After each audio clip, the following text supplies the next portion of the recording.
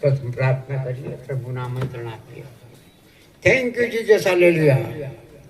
સ્વર્ગમાં ના અમારા પ્રેમાળ પિતા, રાજાઓના રાજા, પ્રભુઓના પ્રભુ, સારી સૃષ્ટિના માલિક, અમારા તારનારું ધારનાર મુક્તિદાતા, તમારો આભાર માનીએ. આખો દિવસ સંભાળ્યા, તંત્ર સાખ્યા. અત્યારે અમારી આત્મિક જાગૃતિ મીટિંગની અંદર પ્રભુ તમે પધારો. અમારું ફળિયું, અમારા આમંત્રિત વાલાઓ, અમે બધા ભેગા મળીને તમારી સ્તુતિ આરાધના કરીએ. તમારા સેવકોને માટે પણ આભાર માનીએ છીએ. અમારી સાથે છે, અમે તમારા હાથોમાં સોંપાઈએ. અમારી આ મીટિંગના સ્વાગત કરો. અમારી આ પ્રાર્થના ઈશ્વરના હજારને મેં સાંભળો માન કરે. બા આમેન, આમેન.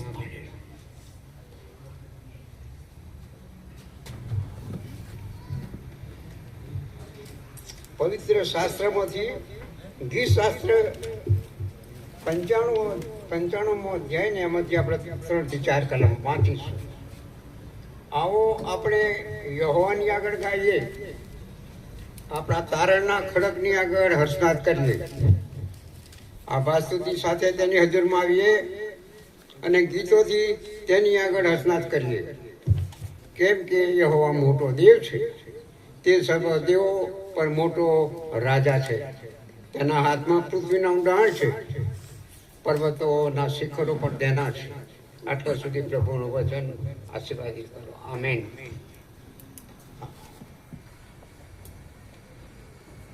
ચાલુ વર્ષ 2026માં જ્યારે આપણે આત્મિક જાગૃતિ પ્રેમી હોય છે,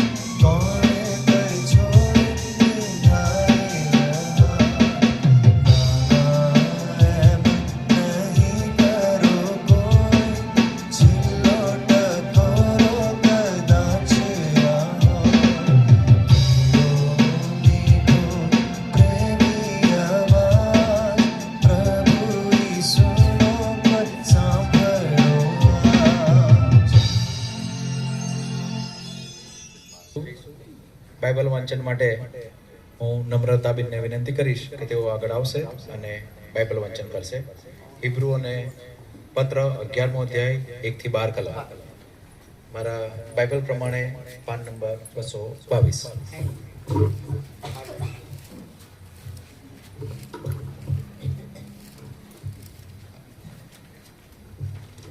નવા કરારમાં હિબ્રુઓને પત્ર 11મો અધ્યાય 1 થી 12 કલમ. હવે વિશ્વાસ તો જે વસ્તુઓની આશા આપણે રાખીએ છીએ તેની ખાતરી છે અને અદ્રશ્ય વસ્તુઓની સાબિતી છે, કેમ કે વિશ્વાસથી પ્રાચીન કાળના ઈશ્વર ભક્તો વિશે સાક્ષી પૂરવામાં આવી. વિશ્વાસથી આપણે સમજીએ છીએ કે દેવના શબ્દથી જગતો ઉત્પન્ન થયા, એટલે જે દ્રશ્ય છે તે દ્રશ્યમાન વસ્તુઓથી ઉત્પન્ન થયા નથી. વિશ્વાસથી હાબેલે કાઈનના કરતાં વધારે સારું બલિદાન દેવને આપ્યું, તેથી તે ન્યાયી છે એવી તેના સંબંધમાં સાક્ષી પૂરવામાં આવી, કેમ કે દેવે તેના દાનો સંબંધી સાક્ષી આપી અને તેથી મુયેલો હોવા છતાં પણ તે હજી બોલે છે. વિશ્વાસથી હનોકને ઉપર લઈ લેવામાં આવ્યો કે તે મરણ ન જુએ, તે જડ્યો નહીં, કેમ કે દેવે તેને ઉપર લઈ લીધો હતો. કેમ કે તેને ઉપર લઈ લેવામાં આવ્યા પહેલા તેના સંબંધી એવી સાક્ષી આપવામાં આવી હતી કે દેવ તેના પર પ્રસન્ન થયો હતો. પણ વિશ્વાસ વગર દેવને પ્રસન્ન કરવો તે બનતું નથી, કેમ કે દેવની પાસે જે કોઈ આવે છે તેણે તે જ છે, અને જેઓ ખનથી તેને શોધે છે તેઓને તે ફળ આપે છે. એવો વિશ્વાસ કરવો જોઈએ. નૂહે જે વાત હજુ સુધી તેના જોવામાં આવી નહોતી તે વિશે ચેતવણી પામી અને ઈશ્વરનો ડર રાખીને વિશ્વાસથી પોતાના કુટુંબને તારણ સારું વાહન તૈયાર કર્યું. તેથી તેણે જગતને દોષિત ઠરાવ્યું અને વિશ્વાસથી જે ન્યાયપણું મળે છે તેનો તે વારસ થયો. વિશ્વાસથી ઇબ્રાહિમ જે સ્થળ વારસામાં પોતાને મળવાનું હતું ત્યાં જવાનું તેડું મળ્યાથી આજ્ઞાધીન થયો, એટલે પોતે ક્યાં જાય છે અને જાણ્યા છતાં તે ચાલી નીકળ્યો. વિશ્વાસથી તેણે જાણે કે પરદેશમાં હોય તેમ વચનના દેશમાં પ્રવેશ કર્યો અને તે જ વચનના સહવારસો ઈસાક તથા યાકૂબની સાથે તે રાવટીઓમાં રહેતો હતો, કેમ કે જે શહેરને પાયો છે તેનો યોજનાર તથા બાંધનાર દેવ છે, તેની આશા તે રાખતો હતો. વિશ્વાસથી સારા પણ વૃદ્ધ થયા પછી ગર્ભ ધારણ કરવાની શક્તિમાન થઈ, કેમ કે જેણે વચન આપ્યું હતું તેણે તેને વિશ્વાસ યોગ્ય ગણ્યો. એ માટે એકથી પણ તે પણ વળી મુયેલા જેઓ તેનાથી આકાશમાંના તારા જેટલા અસંખ્ય તથા સમુદ્રના કાંઠા પરની રેતી જેટલા અગણિત લોકો ઉત્પન્ન થયા. પ્રભુ તેના વાંચેલા વચનને આશીર્વાદ આપે.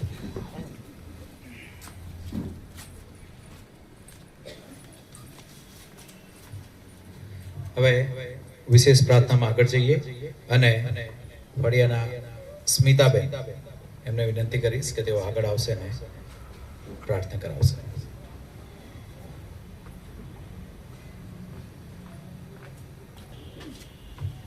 પ્રાર્થના કરીએ. પ્રભુજી રાજાના રાજા અને પ્રભુના પ્રભુ, સકળ સૃષ્ટિના સર્જનહાર પ્રભુ, માન મહિમા સ્તુતિ ગૌરવને યોગ્ય પ્રભુ, દેવોના દેવ તમે છો અને પ્રભુના પ્રભુ તમે છો. સકળ સૃષ્ટિના રાજા તમે છો, માલિક તમે છો પ્રભુજી. આલ્ફા ઓમેગા આદિ અંત પ્રથમ અને છેલ્લા તમે છો પ્રભુજી. જન્મથી લઈને અત્યાર સુધી સંભાળ સાચવા રક્ષણ કર્યું તેના માટે તમારો આભાર માનું છું પ્રભુજી. તમે અમને આ પૃથ્વી પર જીવન આપ્યું અને જીવનમાં અગણિત આશીર્વાદ આપ્યો છે તેના માટે તમારો આભાર માનું છું પ્રભુજી. અત્યારે પ્રભુજી આ 40 દિવસના ઉપવાસની પ્રભુજી અમારા એરિયામાં જે મિટિંગ ચાલી રહી છે પ્રભુ તેને તમે આશીર્વાદિત કરજો પ્રભુજી. વચનના સેવકને પ્રભુ તમારું જ્ઞાન બુદ્ધિ ડાપણ આપો, પવિત્ર આત્માથી ભરપૂર કરો પ્રભુ. તેમના મુખના શબ્દ તમે બનો અને પ્રભુજી તેમના દ્વારા પ્રભુ તમે બોલો અને પ્રભુજી આ ફળિયાની દરેક વ્યક્તિ આત્મિક રીતે વૃદ્ધિ પામે, આત્મિક સાજાપણું પ્રાપ્ત કરે તેવી કૃપા કરજો પ્રભુજી. પ્રાર્થના કરું છું અહીંયાના મેલા દરેક વ્યક્તિઓને તમે આશીર્વાદિત કરજો પ્રભુજી. આવનાર સમયમાં પ્રભુજી 10મા અને 12માના બાળકોની પરીક્ષાઓ શરૂ થવાની છે પ્રભુજી, ત્યારે વિશેષ તમે કૃપા કરજો. તમારા પર વિશ્વાસ કરનાર, ખ્રિસ્તી તરીકે ઓળખનાર દરેક બાળકને પ્રભુ તમારું જ્ઞાન બુદ્ધિ ડાપણ આપજો. આખા વર્ષ દરમિયાન પ્રભુ તેમણે જે વાંચ્યું છે, મહેનત કરી છે પ્રભુ, એ બધાનું પ્રભુ જ્યારે પરીક્ષામાં તેઓએ લખવાનું છે પ્રભુ ત્યારે તેઓ સાહિત્ય લખી શકે તેવી કૃપા કરજો. તમે તેમના સ્મરણમાં લાવજો પ્રભુ તેમના પ્રશ્નોના જવાબો, અને તેઓ સાહિત્ય લખી શકે તે માટે વિશેષ કૃપા કરજો. સાજા ભાત તંદુરસ્ત રાખજો પ્રભુજી. તેઓની મુસાફરીઓ માર્ગોમાં રક્ષણ કરજો અને સર્વ પ્રકારના અયોગ્ય કામો કોઈ પણ રીતે પ્રભુ તેઓ ન કરે. અકસ્માત કે દુર્ઘટનાઓથી કે આઘાતથી બધી જ બાબતોથી તમે તેમને બચાવજો. પ્રભુજી જે લેન્ટની સિઝન ચાલી રહી છે અને પ્રભુજી લોકો ઉપવાસ કરી રહ્યા છે તે દરેક વ્યક્તિને પ્રભુ તમારી કૃપા પૂરી પાડજો. ઉપવાસમાં પ્રભુ તેઓ વધારે તમારામાં આત્મિક જીવનમાં વૃદ્ધિ પામે તેવી કૃપા કરજો. પ્રભુજી કસ્ટમર અઠવાડિયાના એ સેવકો પ્રભુજી આવવાના છે પ્રભુ, તેમને પણ તમારી કૃપા પૂરી પાડજો. અને પ્રભુજી તે દ્વારા પ્રભુજી તમે તેમને તમારા પવિત્ર આત્માથી ભરપૂર કરજો અને તેઓ સાથે પ્રભુ સંદેશા આપે ને પ્રભુ અમારી મંડળી આત્મિક રીતે વૃદ્ધિ પામે. દરેક ઘરમાં પ્રભુજી આત્મિક જાગૃતિ ફાટી નીકળે તેવી કૃપા કરજો. પ્રભુજી જે લોકો બીમાર છે, અલગ અલગ બીમારીઓથી પીડા રહ્યા છે, તેમને તમારી કૃપામાં સાજાપણું આપો. પ્રભુ જે લોકો કેન્સરની બીમારીથી પીડા રહ્યા છે તેમને પણ વિશેષ તમારી કૃપામાં સાજાપણું આપો. અને પ્રભુ ઈસુ તમારા નામનો મહિમા થાય, તમારું નામ મોટું ને ઊંચું મનાય તેવી કૃપા કરજો. પ્રભુજી અમારા દેશમાં પ્રભુ જે કંઈ પરિસ્થિતિ છે તે તમે જાણો છો પ્રભુજી.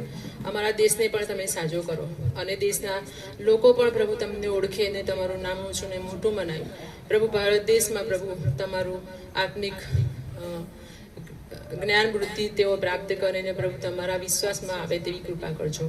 પ્રભુજી જે લોકોની પ્રભુ પ્રાથમિક શાળાઓની અને કોલેજોની જે પરીક્ષાઓ શરૂ થશે તેમાં પણ પ્રભુ તમારું આશીર્વાદ આપજો. દરેક બાળકને સાજા ભલા રાખજો અને પરીક્ષાની સાથે તૈયારી કરવા માટે કૃપા આપજો. આ ફળિયામાં રહેતા દરેક પરિવારોને પ્રભુ તમારો આશીર્વાદ આપજો. દરેક પરિવારના જે કંઈ પ્રશ્નો મુશ્કેલીઓ હોય, મૂંઝવણો હોય તે તમે દૂર કરજો. પ્રભુ આ નાની ટોળીને તમારા હાથમાં લેજો. પ્રભુ શેતાની બાબતોને દૂર કરજો. પ્રભુજી પ્રાર્થના ઈસુ પ્રભુના નામમાં સાંભળો, માન્ય કરો. આમેન.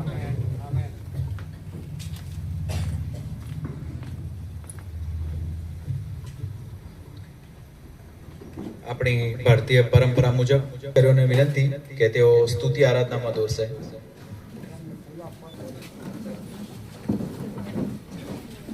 गीता जय देने वाले प्रभु यीशु को कोटि कोटि धन्यवाद.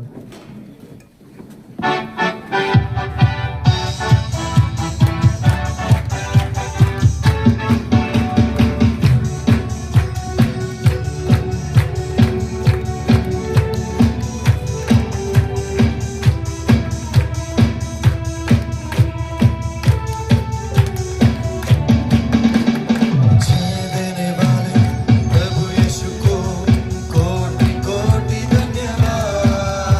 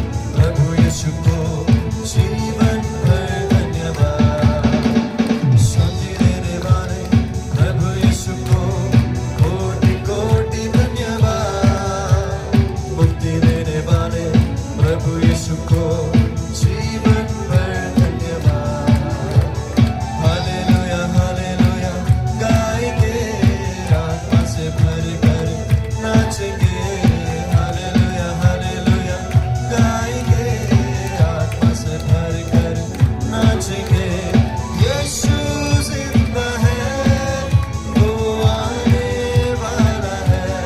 ओ यीशु जिंदा है, वो आने वाला है।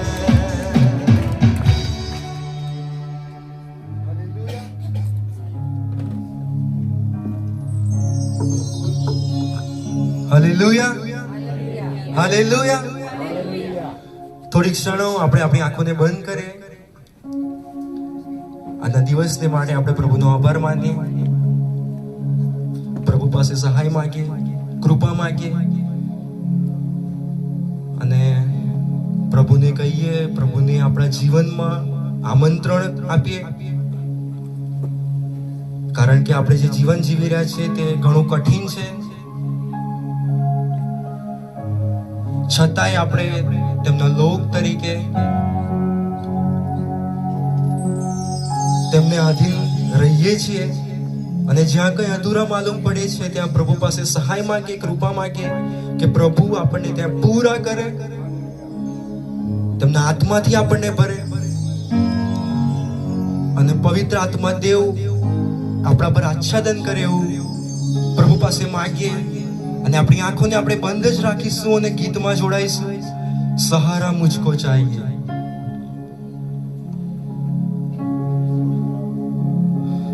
यह बोझ जो गुनाहों का मैं लेके आज चल रहा, उतारेगा अगर कोई वो तू ही तो है खुदा. मुझे संभाल मैं गिरा, मुझे संभाल मैं गिरा, मुझे संभाल मैं गिरा, मुझे संभाल मैं गिरा. सहारा मुझको चाहिए, सहारा दे मुझे खुदा. सहारा मुझको चाहिए, सहारा दे मुझे खुदा. मुझे संभाल मैं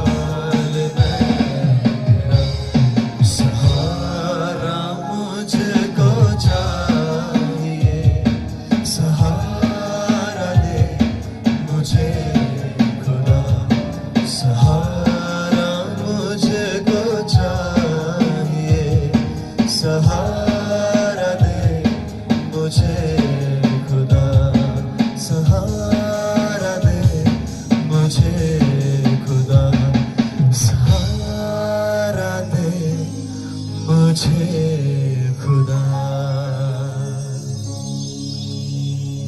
હા પ્રભુજી, અમે ઘણી બધી રીતે માનવી તરીકે, તમારા લોક તરીકે અધૂરા માલુમ પડીએ છીએ, પણ પ્રભુજી તમે અમને તમારા જીવંત વચનો દ્વારા પ્રભુજી પ્રોત્સાહન આપો છો પ્રભુજી, માટે તમારો આભાર માનીએ છીએ.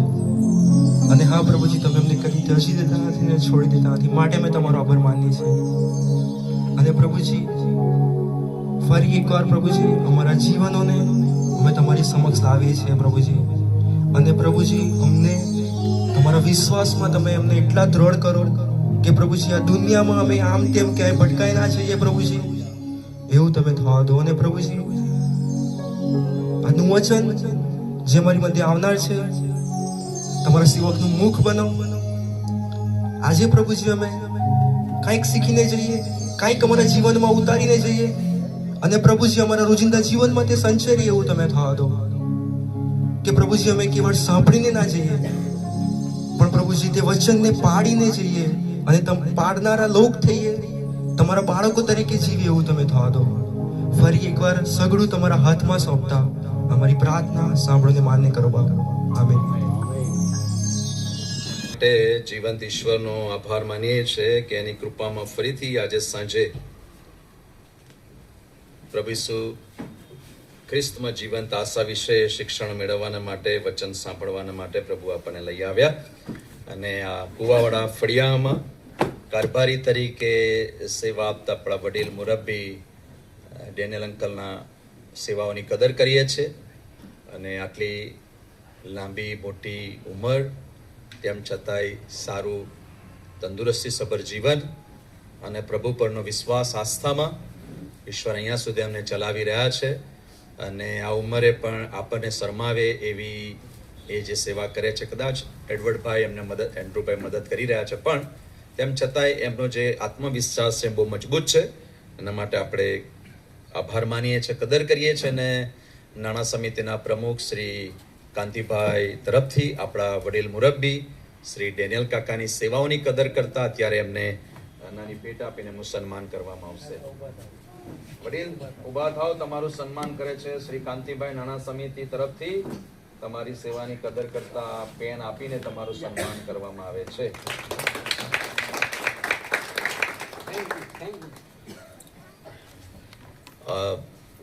કુવાવાડા ફળિયામાં વસતા તમામ વિશ્વાસી પરિવારોને ખૂબ ખૂબ અભિનંદન.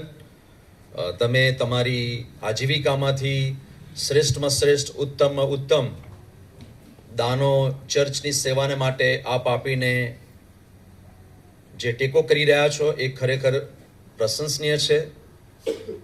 તમે ઈસુને ધ્યાનમાં રાખીને મંડળીની સેવાઓને માટે, મંડળીના ઉત્કર્ષને માટે જે ધર્મ સેવા કરી રહેલા ધર્મસેવકો, એમના પરિવાર, વ્યવસ્થાપકો અને જે કંઈ જરૂરિયાતો છે એને પહોંચી વળવાને માટે તમે તમારી આજીવિકામાંથી પ્રાર્થના સાથે જે અર્પણ લાવો છો એની અમે બંને બાળકો કદર કરીએ છીએ. પાસ્ટેટ કમિટી, તમામ કારભારી મિત્રો અને નાણાં સમિતિના પ્રમુખ વતી અમે તમારું અભિવાદન કરીએ છીએ અને થેન્ક યુ કહીએ છીએ. તમે જે આપો છો એ ખરેખર પ્રશંસનીય છે અને ઈશ્વરના મહિમા માટે એનો ઉપયોગ થઈ રહ્યો છે. અને આપ ખાસ પ્રાર્થના કરતા રહેશો એવી વિનંતી કરીએ છીએ. આપણે સભા જે આ ફળિયામાં કરી રહ્યા છીએ, આત્મિક જાગૃતિની સભાઓ આપણે ચાલે છે.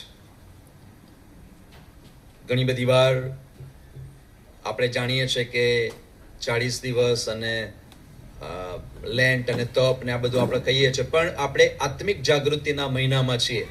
આપણે પ્યોર મેથોડિસ્ટ છીએ, મેથડ પ્રમાણે ચાલનાર. જ્હોન વેસ્લી કે જેમણે આપણને મેથોડિસ્ટનો વારસો આપ્યો, મેથોડિસ્ટ સિદ્ધાંતો આપ્યા અને સિદ્ધાંતોને આપણે વળગી રહેનાર અને એની જે કંઈ વ્યવસ્થા છે, વ્યવસ્થાને માન આપીને એ વ્યવસ્થાઓ દ્વારા આત્મિક આશીર્વાદ પ્રાપ્ત કરીએ. આ વિચાર એ જ્હોન વેસ્લી સાહેબનો. એ વખતે એમના સમયમાં ઇંગ્લેન્ડમાં બહુ અનિષ્ઠો હતા ગુનાખોરી હતી, ગુલામી હતી, અનૈતિકતા વાળું જીવન હતું, અને બધામાંથી લોકોને ખ્રિસ્ત તરફ કેન્દ્રિત કરવાના માટે આ આત્મિક સભાઓનું આયોજન કરવામાં આવ્યું. અને આપણા મેથોડિસ્ટ જે સંસ્થા કહેવાય કે ઇન્સ્ટિટ્યુશન કહેવાય, એની અંદર 15 ફેબ્રુઆરીથી 15 માર્ચ સુધી આપણી આત્મિક સભાઓ થાય છે. અને એના ભાગરૂપે આપણે મળીએ છીએ કે આપણે આત્મિક રીતે વૃદ્ધિ પામીએ. અને આજે આ 7મી મિટિંગમાં જે વ્યવસ્થા કરવામાં આવી છે, અમારું સરસ બુકેથી સન્માન કરવામાં આવ્યું, આપણા સર્વનું સન્માન કરવામાં આવ્યું, એટલે વડીલ શ્રી કારભારીનો ખરેખર આભાર માનીએ છીએ. સર્વ માન મહિમા ગૌરવ પ્રભુને મળે. આપણે તો એક જ કુટુંબના સભ્યો, પણ તમારી જે ઉદારતા જોઈ શકે એના માટે ખરેખર તમને અભિનંદન આપું છું.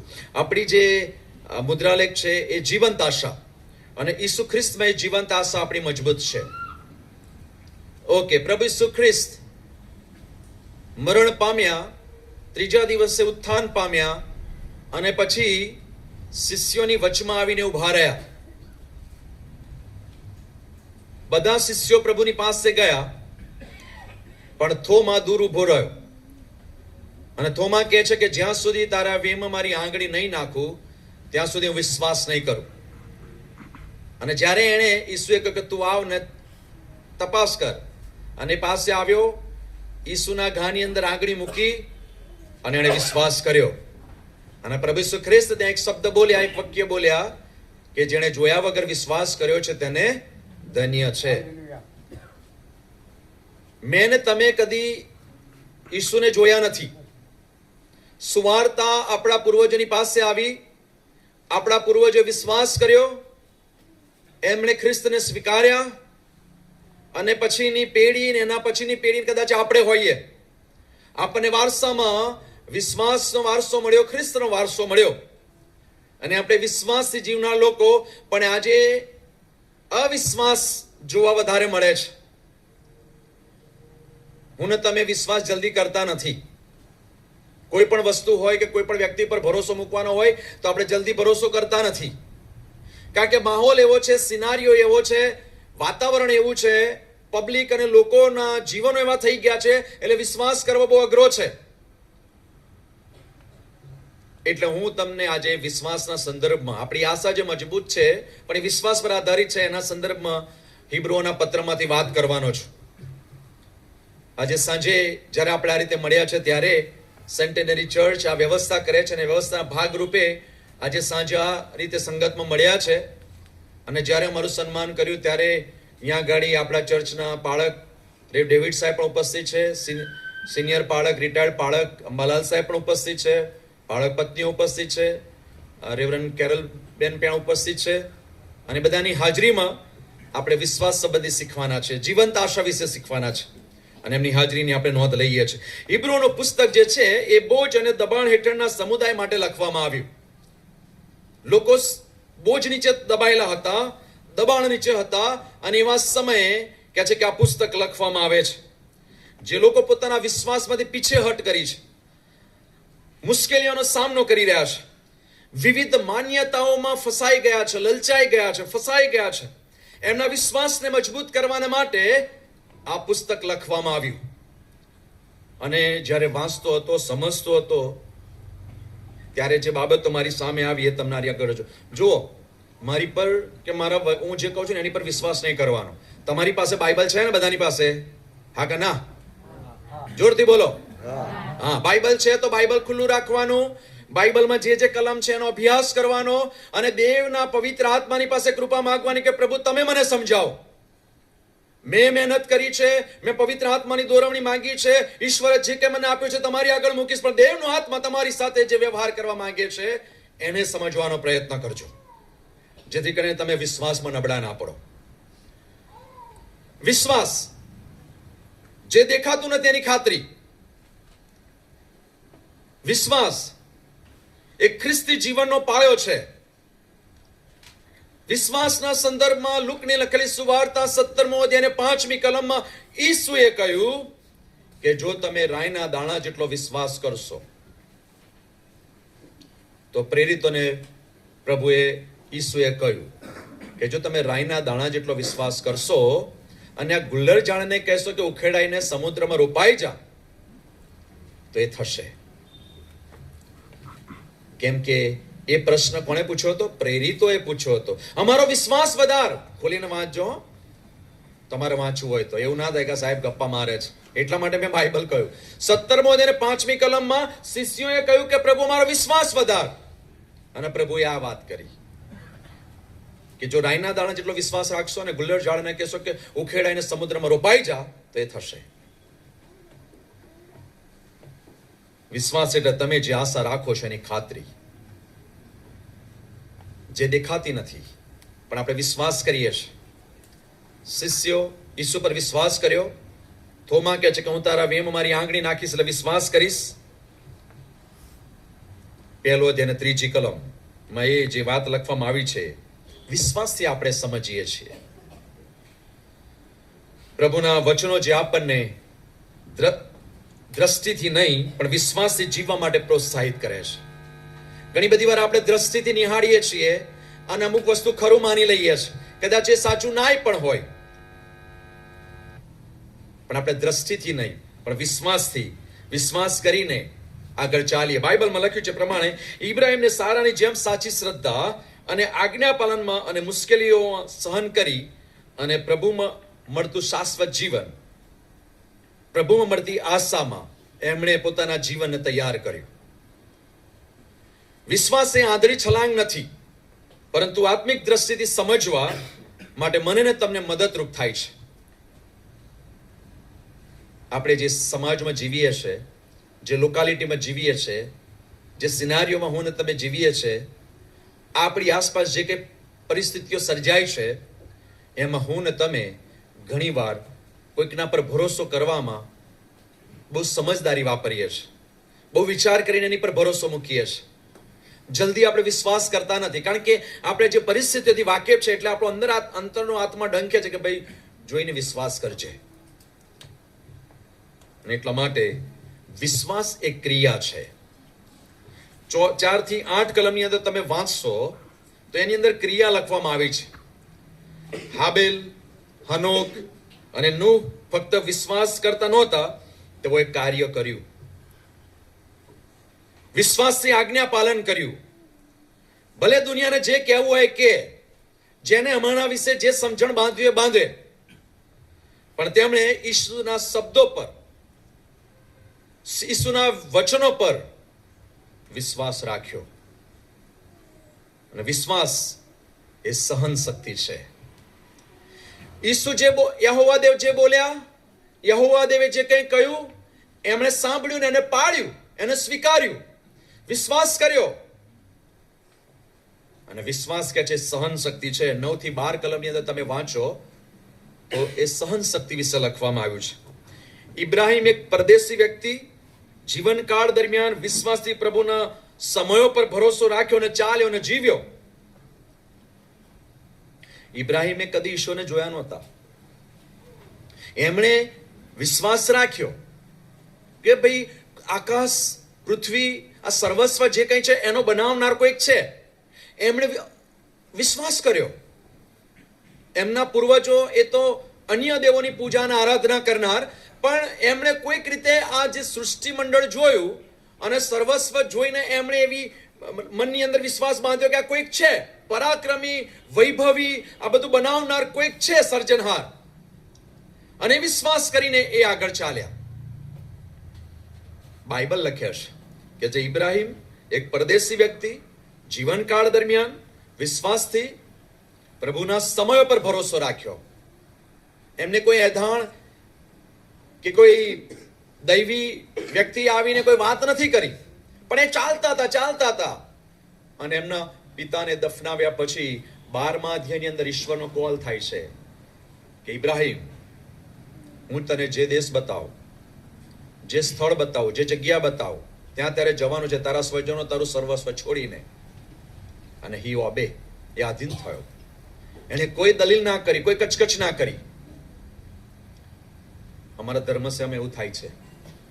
અમારી ટ્રાન્સફરો થાય ને ત્યારે એવું થાય છે, અમારે અઘરું પડે. પણ આ ઇબ્રાહીમ એણે તો ઈશ્વરને જોયા જ નથી, પ્રભુને જોયા જ નથી. પ્રભુ એને કહ્યું કે તારે બધું છોડીને જવાનું. ઓકે ગોડ, આવ બે આધીન.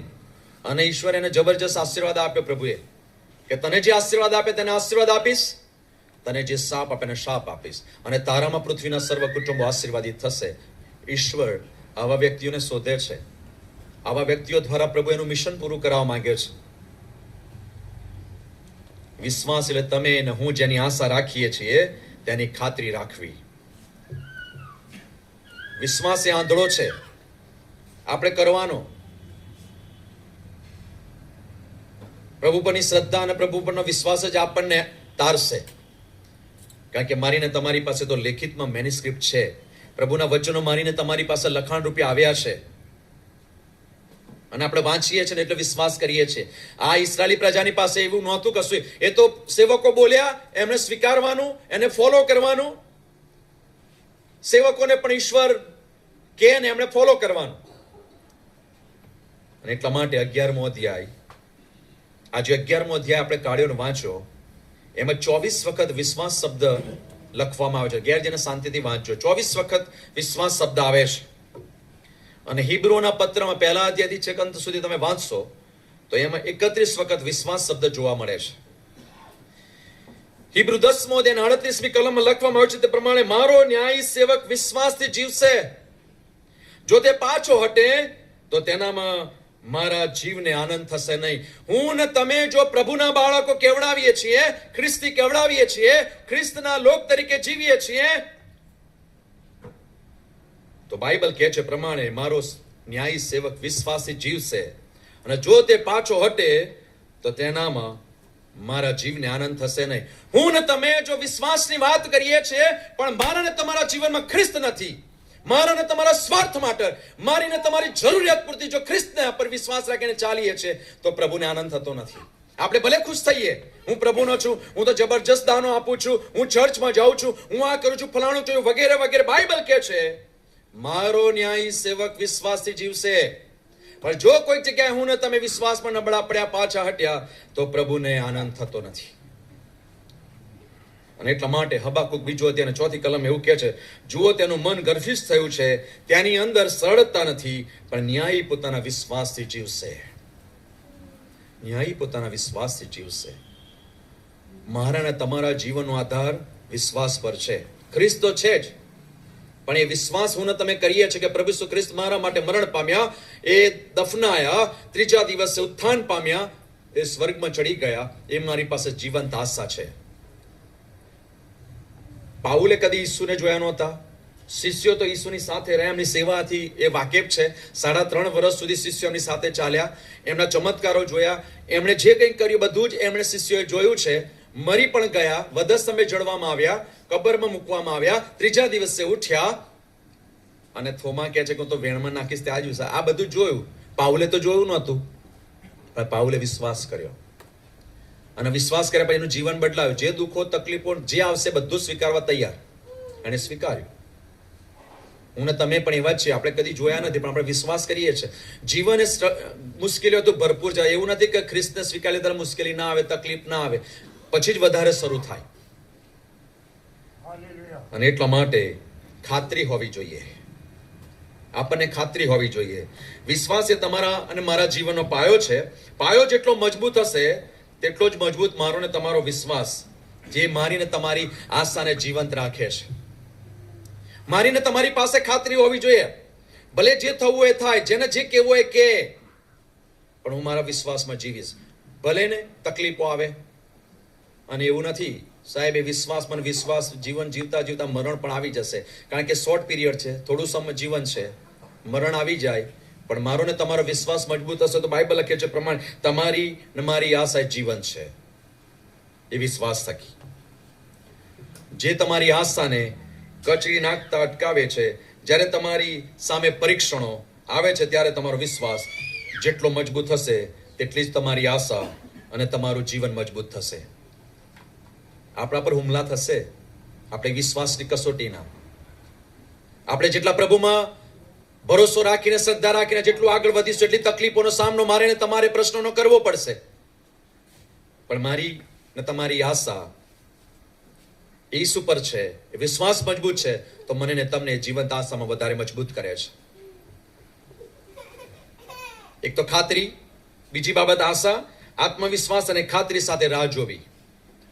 રાહ જોવાની કશો વાંધો નહીં, સમય આવે છે. કેમ કે બાઇબલમાં લખ્યું છે પ્રમાણે એ ઇબ્રાહિમે સમયો પર ભરોસો રાખીને ચાલ્યો. પ્રભુ સમયો બદલશે, એના સમયમાં પ્રભુ સારું કરશે. અને એણે ઈશ્વર પર ભરોસો રાખ્યો, યહોવા પર ભરોસો રાખ્યો, સમયો પર આધાર રાખ્યો. પ્રભુ જે કરશે સારું કરશે. દાંપત્ય જીવનમાં ચાલતા ચાલતા 75 વર્ષ સુધી, અને પછી 75મા વર્ષે પ્રભુ વચન લઈને આવે, અને ત્યાર પછી પણ 25 વર્ષ રાહ જોવાની, આ કઠણ સમય.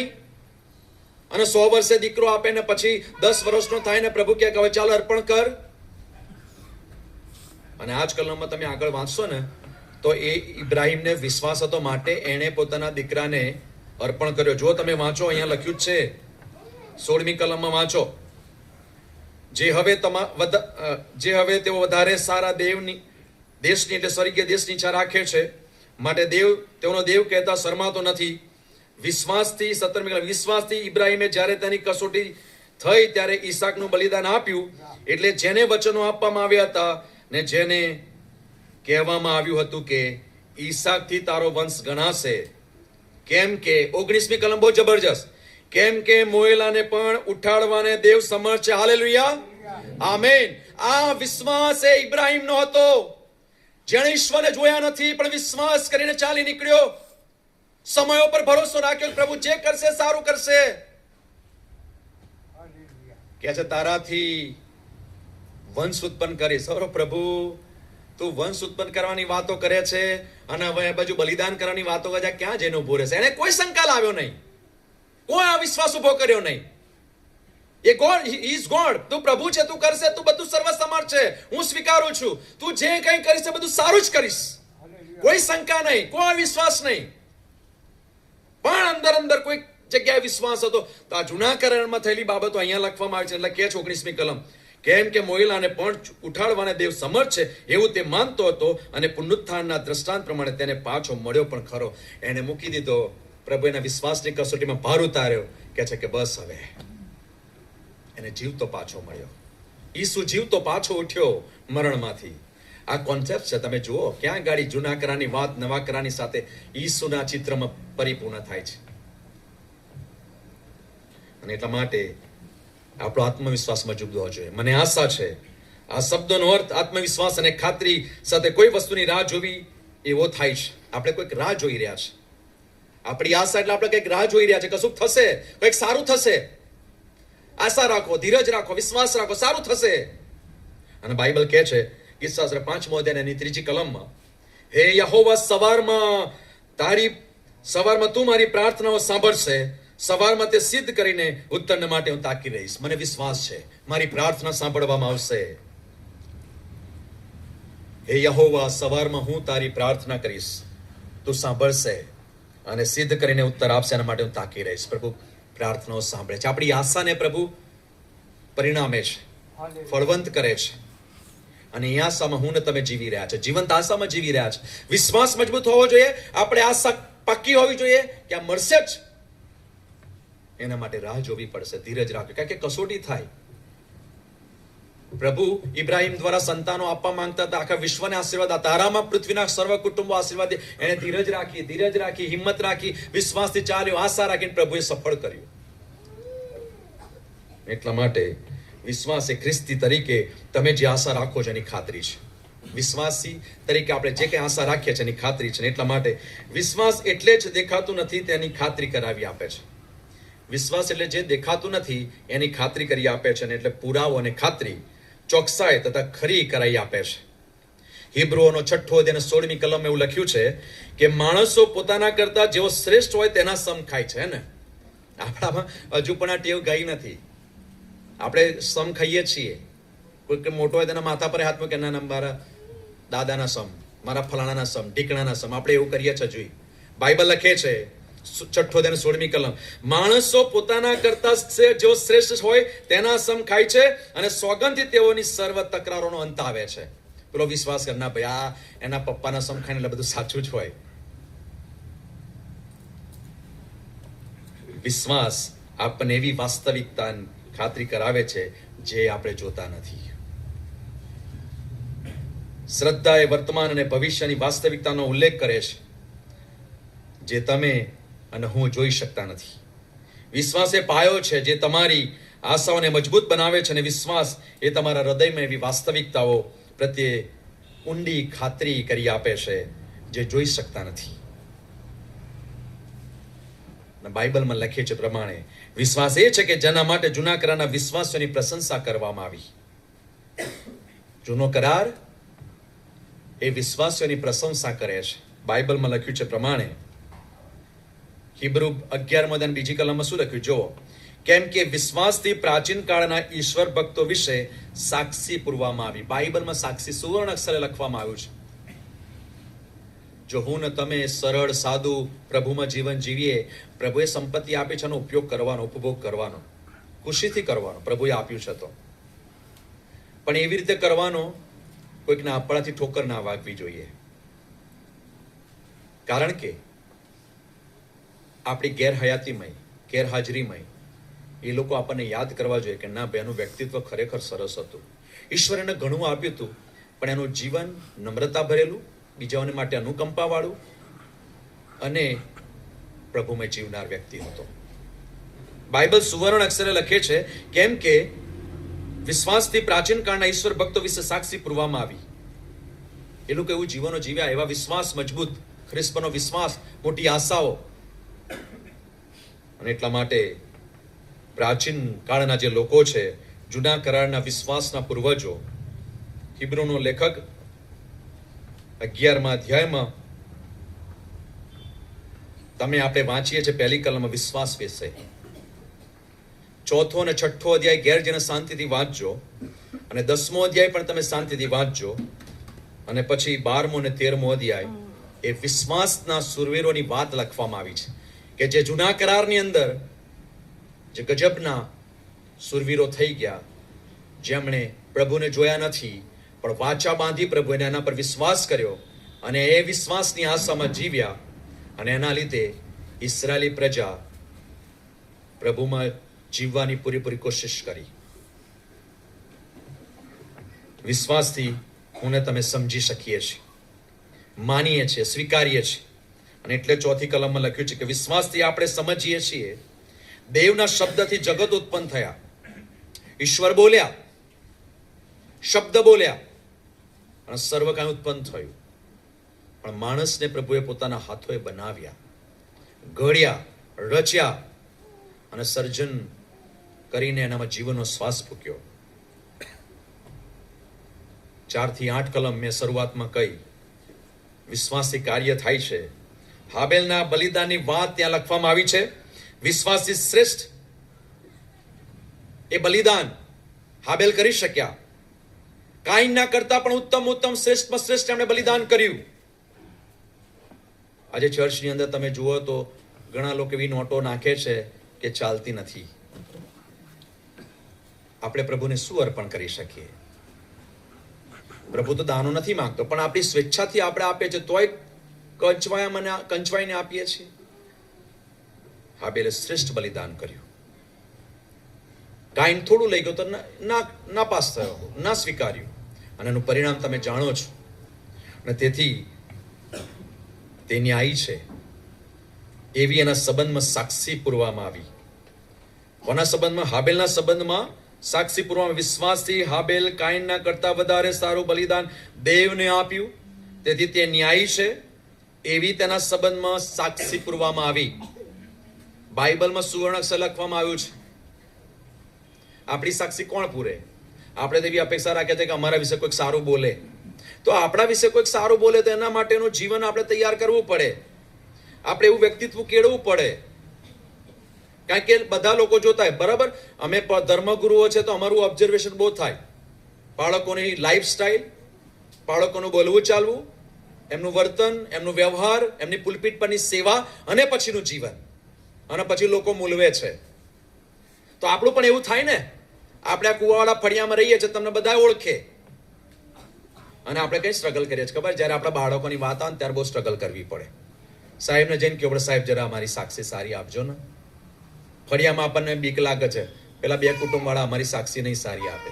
કેમ એવું? શા માટે એવું? જો વિશ્વાસથી હું તમે જીવીએ છે, આપણું કેરેક્ટર, આપણું વ્યક્તિત્વ, આપણું જીવન, આપણી બોલીચાલી, આપણી ભાષા ખ્રિસ્ત ઈસુના આધારિત હશે. કારણ કે બાઇબલ મારીને તમારી પાસે છે, રોજ હું ને તમે વાંચીએ છીએ, વિશ્વાસ કરીએ છીએ, તો આપણે કોઈને નહીં કહેવું પડે. આપણું જીવન બોલશે. આપણે જાહેર પ્રતિભા છીએ. દ્રષ્ટિઓ આપણે જુએ છે. કેમ કે દેવે તેના દાનો સંબંધી સાક્ષી આપી અને તેથી મોહેલા હોવા છતાં પણ હજી બોલે છે. હું નથી કહેતો, નગીન સાહેબ નથી કહેતા, બાઇબલ કહે છે, એટલે મેં તમને કલમ બતાવું છું. હાલેલુયા. કોણ બોલે છે? દેવ સાક્ષી પૂરે છે. હાબેલ વિશે દેવ સાક્ષી પૂરે છે. વચન સાત્રી આપે છે, પુરાવો આપે છે. એના દાનો સંબંધી સાક્ષી આપવામાં આવી અને કે છે મોયેલો છે, મરી ગયેલો છે, તેમ છતાંય બોલે છે. તો આપણા માટે પણ આવું થવું જોઈએ. આપણી ગેરહાજરીમાં પણ આપણી સાક્ષી બુલંદ હોવી જોઈએ. આપણા માટે કોઈ સેલ્યુટ માનનાર હોવું જોઈએ કે ના, એ ગજબનું જીવન જીવી ગયો. વિશ્વાસથી હનોકને ઉપર લઈ લેવામાં આવ્યો કે તે મરણ ના જુએ. તે જડ્યો નહીં, કેમ કે દેવે તેને ઉપર લઈ લીધો હતો. કેમ કે તેને ઉપર લઈ લેવામાં આવ્યો તે પહેલા તેના સંબંધી એવી સાક્ષી આપવામાં આવી કે દેવ એના પર પ્રસન્ન છે. હાલેલુયા. આ સાક્ષી દેવ આપે છે. એને ઈશ્વર નતું તું આમ ચાલજે કે આવું ચાલ. આપણને તો નિયમો આપવામાં આવ્યા, તેમ છતાં હું ને તમે નિયમો તોડીએ છીએ. 10 આજ્ઞાઓ કોણ પાળે છે? હું નથી પાડતો, તમે નથી પાડતા, તોડીએ છીએ. અને તેમ છતાં આપણે ન્યાય તો બીજાનો કરવાનો. પેલો આવો છે, ફલાણી આવી છે, ઢેંકણી આવે. પણ આપણું શું? આપણે કેવા છીએ? આપણા જીવન વિશે તપાસ કરી. આપણે બીજાને મૂલવીએ છીએ, કદી આપણા તરફ તો જોતા નથી. દેવ સાક્ષી પૂરે છે. તમારું ને મારું જીવન બોલવું જોઈએ. આપણા માટે, આપણા જીવન માટે કોઈકને અસર થવી જોઈએ કે ના ભાઈ ભલો માણસ હતો. એનું જીવન ખરેખર સાક્ષી બહુ અદ્ભુત હતી. અને વધારે જૂઠું કંઈ બોલ્યા તમને ખબર છે? દફન ક્રમ એટલું બધું જૂઠું બોલ્યા છે, અમે પોતે થઈ ગયા. શું કરીએ? કયું વચન આપીએ? બહુ અઘરું છે. વિશ્વાસ અદ્રશ્ય વસ્તુની ખાતરી આપવામાં આવી છે.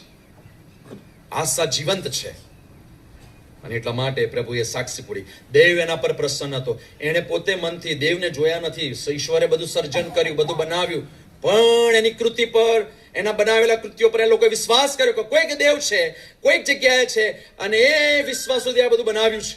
અને ભરોસો કરીને એ આશાથી જીવનો જીવે છે. એ વખતે કોઈએ કહ્યું ને એનો બરાબર જીવજે, હો, પ્રભુની દ્રષ્ટિ તારા પર છે. ના, એણે મનથી, મક્કમતાથી પ્રભુની પાછળ ચાલવાનો નિરાધાર કર્યો, ઈરાદો કર્યો, ચાલ્યો. ઈશ્વર એને ઉઠાવી લીધો. દેવ એના પર પ્રસન્ન હતા. આ બાઇબલ સાક્ષી પૂરે છે. તમે જો આગળની કલમમાં લખ્યું છે, 5મી કલમમાં, ઈશ્વર એમને લઈ લીધા અને કહે છે પ્રમાણે કે દેવ એના પર પ્રસન્ન હતો. આગળ જોઈએ તો નૂહે જે વાત હજી સુધી તેના જોવામાં આવી નહોતી તે વિશે ચેતવણી પામીને, ઈશ્વરનો ડર રાખીને, વિશ્વાસથી પોતાના કુટુંબના તારણને સારું વહાણ તૈયાર કર્યું. ઈશ્વરે કહ્યું કે ભાઈ આ દુનિયા બહુ ખરાબ થઈ ગઈ છે, હવે હું નાશ કરીશ. એકલો જ ન્યાયી માલુમ પડ્યો, વિશ્વાસુ માલુમ પડ્યો. પ્રભુએ એની સાથે વ્યવહાર કર્યો. લોકોએ ગાંડો કે આરો મૂરખનો સરદાર છે, ગાંડો છે, કોઈ જગ્યાએ વરસાદનું એધાણ નથી, કશું દેખાતું નહીં, આવો વહાણ બનાવવામાં. બિચારા 120 વર્ષ ઉપદેશ કર્યો. અને આપણે કેટલા વર્ષોથી આ વચનો સાંભળતા આવ્યા છીએ.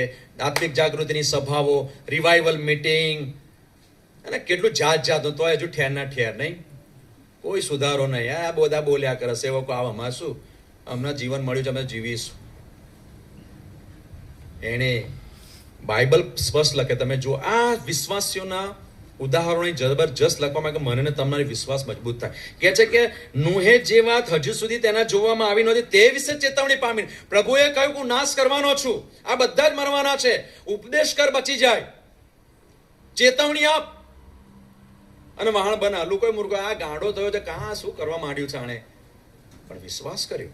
એણે ઈશ્વરની વાત પર ભરોસો મૂક્યો અને લખે છે પ્રમાણે એને વહાણ તૈયાર કર્યું. તેથી તેણે જગતને દોષિત ઠરાવ્યું અને વિશ્વાસથી ન્યાયપણું મળે છે તેનો વારસ થયો.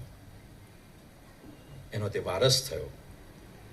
મિત્રો, મારીને તમારી પાસે મેન્યુસ્ક્રિપ્ટ છે, પ્રવચનો છે, વચનો પર મારીને તમારે વિશ્વાસ કરવાનો. કોઈનું જીવન ના જોશો, ઠોકર વાગશે. મારું જીવન પણ ના જોશો. આઈ એમ નોટ પરફેક્ટ. તમારે જો જીવન જીવન તમારો આદર્શ બનાવો તો પ્રભુ ઈસુ ખ્રિસ્તને બનાવજો. જીવનમાં કદી ઠોકર નહીં ખાઓ. કોઈ માણસને આઈડલ ના બનાવશો.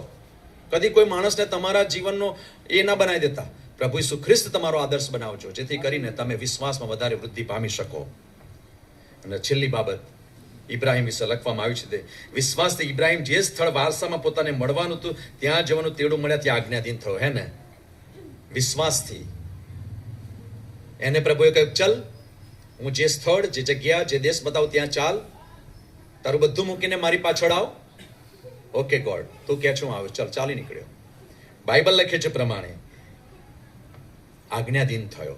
લખે છે પ્રમાણે આગળની કલમમાં તમે જુઓ, 8મી કલમમાં, એટલે પોતે ક્યાં જાય છે એ ન જાણ્યા છતાં તે ચાલી નીકળ્યો. એ નતો જાણતો, પણ પ્રભુએ કહ્યું છે ચાલવાનું.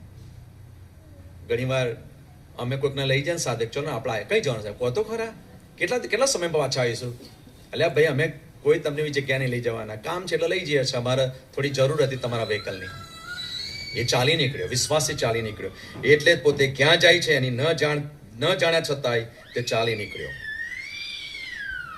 આ વિશ્વાસના સુરવીરો વિશ્વાસમાં મરણ પામ્યા. તમે જુઓ 13મી કલમની અંદર, બધું આપણે નથી જોતા કેમ કે આગળ લખવામાં આવ્યું છે પ્રમાણે 10મી કલમમાં, કેમ કે જે શહેરનો પાયો છે, જેનો યોજનાર તથા બાંધનાર દેવ છે, તેની આશા તે રાખતો હતો.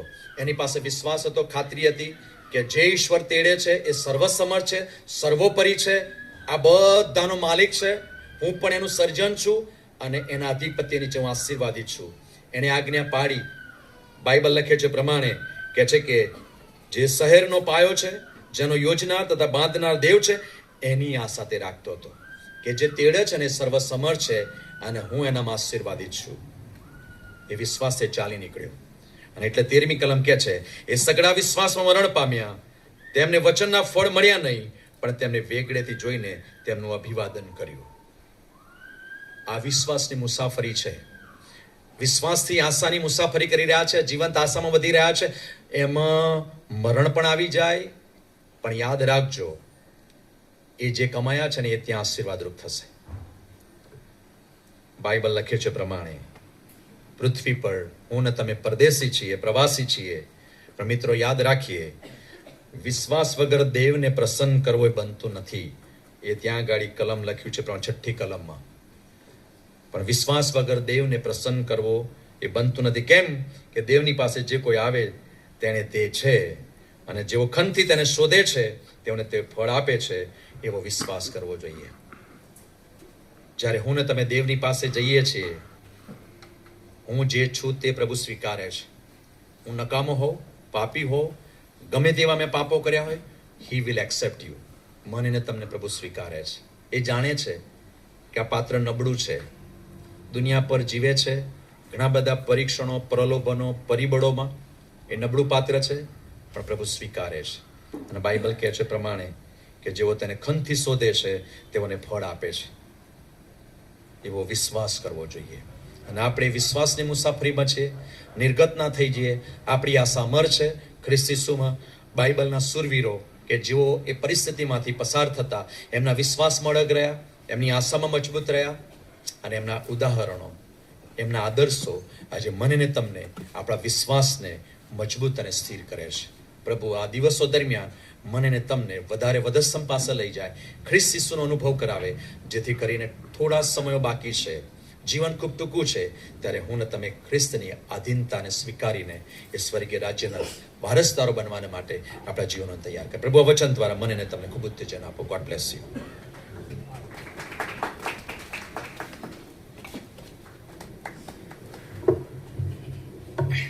હવે આભાર વિધિ તરફ આગળ જઈશું અને સાહેબ પ્રાર્થના કરાવશે, અને ત્યાર પછી આકાશમાંના બાપ અને આશીર્વચન પણ સ્વીકારીશું.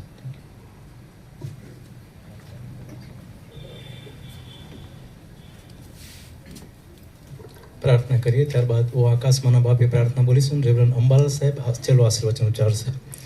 પ્રાર્થના કરીએ. અમારા સ્વર્ગમાંના પ્રભુ, સર્વશક્તિમાન ઈશ્વર, ગૌરવવાન રાજા, તમારો આભાર માનીએ છીએ, તમારી સ્તુતિ કરે છે પ્રભુ. ગોવાવાળા ફળિયામાં પ્રભુ આજની આત્મિક જાગૃતિની મિટિંગ અમે કરી શક્યા. બધી મોટી સંખ્યામાં પ્રભુ તમારા દીકરા દીકરીઓને તમે લઈ આવ્યા. સ્થાનિક રહીશો, આજુબાજુના એરિયાના વિસ્તારના સર્વ સભ્યો અને સર્વ આગેવાન ભાઈઓ બહેનો તેઓ પણ આપણી મધ્યે હાજર રહ્યા. અમે બંને બાળકોએ સાથે રહીને પ્રભુ તમારી કૃપામાં આ મિટિંગ એટેન્ડ કરી શક્યા. તમારા સેવકના મુખ દ્વારા અદ્ભુત વચનો પ્રભુ અમારી મધ્યે આવ્યા. વિશ્વાસમાં અમારા જીવનને બાંધવાનું છે. એ જીવંત આશા અમારા જીવનમાં વધારે મહિમાવાન બને તેના માટે પ્રભુ એ વચનના પ્રકાશમાં તમે અમારા જીવનોને વિશ્વાસથી બાંધો. અમારા જીવનમાં રહેલી આશાઓને તમે અમર કરો અને વધારે તમારા માર્ગોમાં ચાલવાને તમારું સામર્થ્ય પૂરું પાડો. એ વચનને માટે પણ અમે તમારો પુષ્કળ આભાર માનીએ છીએ. તમારી સ્તુતિ મહિમા કરીએ છીએ પ્રભુ. સ્થાનિક કારભારી અમારા વડીલ શ્રી ડેનિયલ અંકલના જીવનને માટે, સેવાઓને માટે, પરિવારને માટે, તેમના દીકરા એડવર્ડભાઈ ને તેમની સેવાઓ પ્રભુ તમે અદ્ભુત કરી છે. અજાયબ સેવા તમે તેમના દ્વારા કરાવી છે. આટલી મોટી ઉંમરે પણ તેઓ આ વિસ્તારમાં બહુ અજાયબ મુલાકાતો લે છે, પ્રાર્થનાઓ કરે છે, દાનો એકઠા કરે છે. મંડળી માટે તેઓ તનતોડ મહેનત કરે છે. તેમની આ સેવાઓને માટે પણ અમે તમારો પુષ્કળ આભાર માનીએ છીએ.